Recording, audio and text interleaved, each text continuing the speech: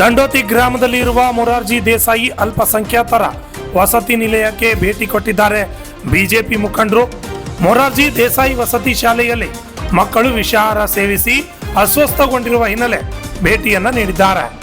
ವಸತಿ ಶಾಲೆಯಲ್ಲಿ ಇರುವ ಆಹಾರ ಸೇರಿದಂತೆ ಅಲ್ಲಿನ ಕೋಣೆಗಳನ್ನ ವೀಕ್ಷಣೆಯನ್ನ ಮಾಡಿದ್ದಾರೆ ಮುಖಂಡರು. ಅಲ್ಲಿನ ಪಾಲಕರ ಜೊತೆ ಸಮಯ ಕಳೆದು ಆಗಿರುವ ಘಟನೆ ಬಗ್ಗೆ ಮಾಹಿತಿಯನ್ನ ಪಡೆದುಕೊಂಡಿದ್ದಾರೆ. ಅಡುಗೆ ಮಾಡುವ ಸಿಬ್ಬಂದಿಗಳ ಜೊತೆ ಮಾತನಾಡಿದ್ದಾರೆ ಮುಖಂಡರು. ಬಿಜೆಪಿ ಜಿಲ್ಲಾಧ್ಯಕ್ಷ ಅಶೋಕ್ ಬಗ್ಲಿ, ಶಾಸಕ ಬಸವರಾಜ್ ಮತ್ತಿಮಡು, ಅವಿನಾಶ್ ಜಾಧವ್, ಮಾಜಿ ಶಾಸಕ ರಾಜ್ಕುಮಾರ್ ಪಾಟೀಲ್ ತೇಲ್ಕೂರ್ ಸೇರಿದಂತೆ ಅನೇಕ ಮುಖಂಡರು ಭೇಟಿಯನ್ನ ನೀಡಿ ಅಲ್ಲಿನ ವ್ಯವಸ್ಥೆಯನ್ನ ಪರಿಶೀಲನೆ ಮಾಡಿದ್ದಾರೆ. ದೃಶ್ಯಾವಳಿಗಳಲ್ಲಿ ತಾವು ನೋಡ್ತಿರಬಹುದು. ದಂಡೋತಿ ಗ್ರಾಮದಲ್ಲಿರುವಂತಹ ಮೊರಾರ್ಜಿ ದೇಸಾಯಿ ಅಲ್ಪಸಂಖ್ಯಾತರ ವಸತಿ ನಿಲಯಕ್ಕೆ ಇಂದು ಬಿಜೆಪಿ ಮುಖಂಡರು ಭೇಟಿಯನ್ನ ನೀಡಿದ್ದಾರೆ. ಕಳೆದ 2-3 ದಿನಗಳ ಹಿಂದೆ ಮೊರಾರ್ಜಿ ದೇಸಾಯಿ ವಸತಿ ಶಾಲೆಯಲ್ಲಿ ಮಕ್ಕಳು ವಿಷಾಹಾರ ಸೇವಿಸಿ ಅಸ್ವಸ್ಥಗೊಂಡಿದ್ರು. ವಸತಿ ಶಾಲೆಯಲ್ಲಿ ಇರುವ ಆಹಾರ ಸೇರಿದಂತೆ ಅನೇಕ ಕೋಣೆಗಳನ್ನು ವೀಕ್ಷಣೆಯನ್ನ ಮಾಡಿದ್ದಾರೆ ಮುಖಂಡರು. ಅದೇ ರೀತಿಯಾಗಿ ಅಲ್ಲಿನ ಪಾಲಕರು ಮತ್ತು ಅಧಿಕಾರಿಗಳ ಜೊತೆ ಮಾತನಾಡಿದ್ದಾರೆ. ಘಟನೆ ಬಗ್ಗೆ ಮಾಹಿತಿಯನ್ನು ಪಡೆದುಕೊಂಡಿದ್ದಾರೆ. ಇಂತಹ ಘಟನೆ ಮುಂದೆ ಆಗಬಾರ್ದು ಅಂತ ಹೇಳಿದ್ದಾರೆ. ಏನೋ ಅಡುಗೆ ಮಾಡುವ ಸಿಬ್ಬಂದಿಗಳ ಜೊತೆ ಮಾತನಾಡಿ ಅಡುಗೆಯನ್ನು ಸರಿಯಾಗಿ ಮಾಡಬೇಕು, ಮಕ್ಕಳಿಗೆ ಯಾವುದೇ ರೀತಿಯಾದಂತಹ ತೊಂದರೆ ಆಗದಂತೆ ನೋಡಿಕೊಳ್ಬೇಕು ಅಂತ ತಿಳಿಸಿದ್ದಾರೆ.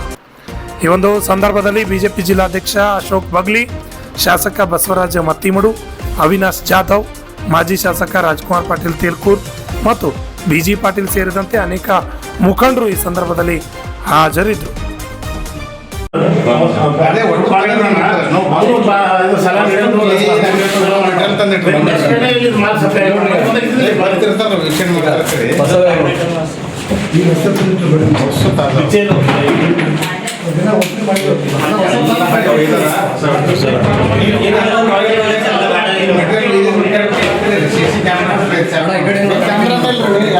ಕ್ಯಾಮ್ರಾ ಚಾಲು ಮಾಡಿ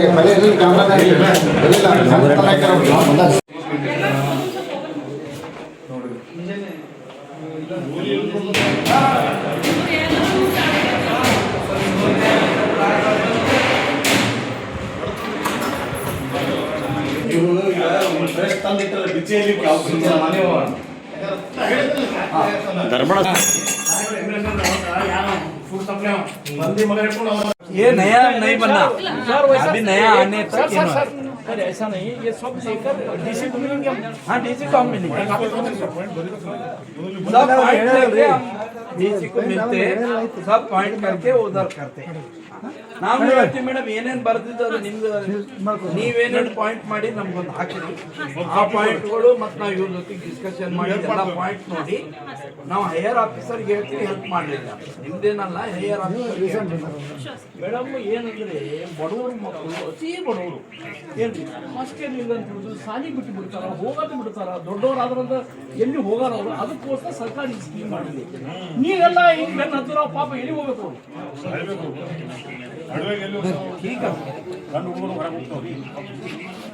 ಮೇಡಮ್ ಬರ್ತೀರಿ. Annarai ವಿವಣಿ, RJ32 Kannada news, Chittapur.